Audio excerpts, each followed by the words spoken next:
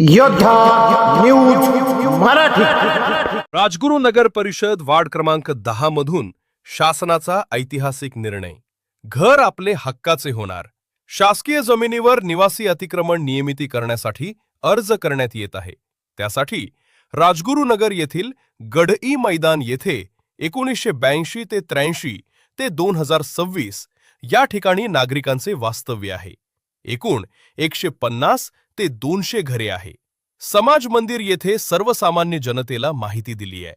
त्यासाठी सर्व या परिसरातील रहिवासी दिलेल्या अर्जासोबत सर्व माहिती लिहून नगर परिषदेचे देत आहे। राहिलेल्या रहिवाशांनी आपली माहिती राजगुरू नगर नगर परिषद येथे लवकरात जमा करावे, नगर परिषदेला सहकार्य करावे असे सांगण्यात आले आहे। सामान्य वर्गातील शासकीय जमिनीवर निवासी वास्तव्य म्हणून येथे 180 कुटुंब राहत आहे। घरकुल माध्यमातून बांधकाम केले आहे।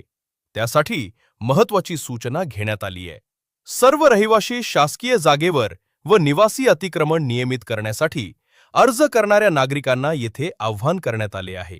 सर्वांनी अर्जाद्वारे सर्व माहिती पूर्ण करावी असे सांगितले आहे। ज्या नागरिकांची 2011 पूर्वीचे आवश्यक कागदपत्रे सादर करून अर्जाची प्रक्रिया करावी। आवश्यक कागदपत्रमध्ये आपल्या घराच्या नियमितीकरणासाठी नगर परिषद राजगुरू नगर येथे अर्ज करावे।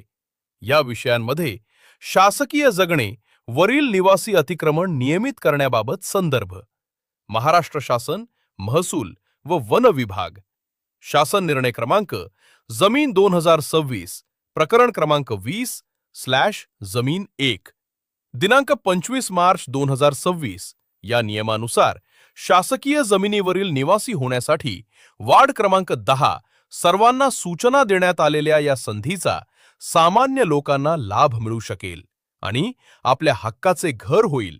यासाठी राजगुरू नगर परिषद वार्ड क्रमांक 10 येथील सर्व नगरसेवक, नगराध्यक्ष, मुख्य कार्यकारी अधिकारी यांच्या माध्यमातून शासकीय जमिनीवरील अतिक्रमण नियमित करण्याबाबत सहकार्य येत आहे। प्रत्येक अर्ज राजगुरू नगर नगर परिषदेस सांगितले आहे।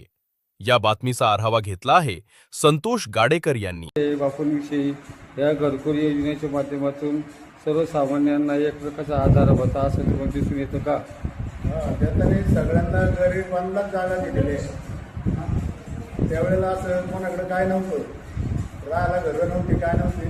त्यांनी एक ग्रामपंचायतला मिळकत म्हणून त्यावेळेला या ठिकाणी त्यांनी जागा दिलेली आहे। धन्यवाद।